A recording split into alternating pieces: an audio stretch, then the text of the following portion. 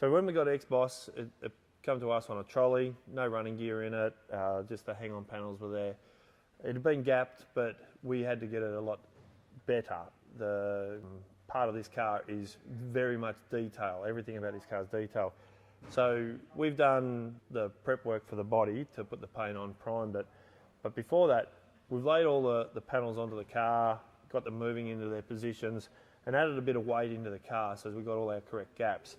So when we talk gaps, we're talking the bonnet to the edge of the guard, you know, or even the gap work in here, you know. So this panel here has to have that perfect gap right around. And when we say perfect gap, on this car, every moving panel, so doors, boot, bonnet, glove box lid, everything that's a moving panel has a 4mm gap. And when we did it within 0.2 of a millimetre. That was our biggest variation that we could have. And when we say 0.2 of a millimetre, we mean that can be this gap on the bonnet, or measure the same gap on the boot, and there will be a variation of 0.2. So all the bolt-on parts, like the cover, grille, bumpers, that's all 3mm and the same variant of 0.2 of a mil. So all the gap work had to be very accurate. So when we've gapped the car, we've got the door on the car, then we've put all the interior panels on, and then we've gapped all this interior while the exterior has been gapped as well. So when everything's shut, everything matches perfectly on a level playing field. So all the interior has been put back together with all the dash gauges and all that sort of stuff, and then all the interior of the doors. So at some stage we had this car pretty much all together in primer and finished off in the gap work. And then from there, we sanded all the primer as one. So we treated this car as one panel. So rear bumper bar to the front bumper bar was one panel, all the way in the middle. So when we sanded it, that means that every piece of the car is meticulously sanded so there's no variation between any panel at all. And that's in the primer. So once we've sanded the primer, we pulled all the car apart, took all the weight out of the car, set it up on a rotisserie, and that's when we start the hard work, right? So by the hard work, what I mean is this green pinstripe. That was an absolute nightmare.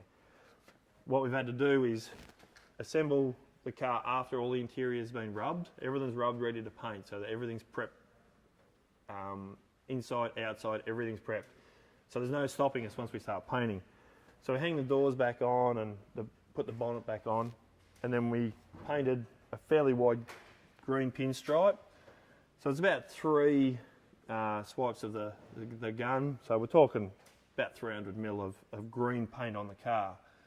And to put that on, we chose to go with a 1.5mm wide pinstripe.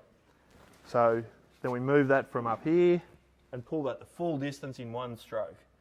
So the green pinstripe is one piece of sticky tape all the way up around the front of the corner. So that way we get an even flow and everything's very, very accurate. The problem with 1.5 pinstripe is the tape, when you pull on it, you can change the width of it by 0.5 of a mil, 0.1 of a mil, but it will vary if you put too much tension on it.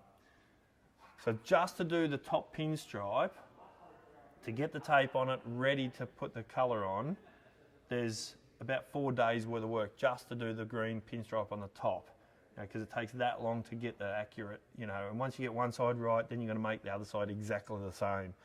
Because people are going to measure this, they're going to check it, they're going to look for a fault, so everything's got to be perfect. So this pinstripe not only is on the top, but it actually goes all the way around underneath. If we had the car up on the display, you would see that. But it goes all the way around underneath, all around the suspension, so we've had to redo all that sort of work over and over just to get the accuracy. Then to top that off, we've got it on inside the boot where the tub area is, because Chris, the owner, wanted to have blue and charcoal and the green pinstripe in there. So we've had to do a little bit of work in there. That wasn't too bad because it was fairly straightforward, but when you're pulling a pinstripe all the way along, it's very hard. So then once we painted the green, then we put the pinstripe tape on, then we taped off the top half and painted the blue. Now the blue is completely painted on a rotisserie, so all the way underneath the car, everything's been painted blue. Then once we've done the blue, we took the masking tape off the top because we just didn't want to get overspray on there. Then we masked off the blue and painted the charcoal. Unmasked everything, including the pinstripe tape, taken that off, and then what we've done there is gone and painted the whole thing in clear. So we've got 3 layers of clear before the unmasking, and then another 4 coats of clear after the masking. So while we're doing all this, there's a lot of work, a lot of hours. Then the real hours start.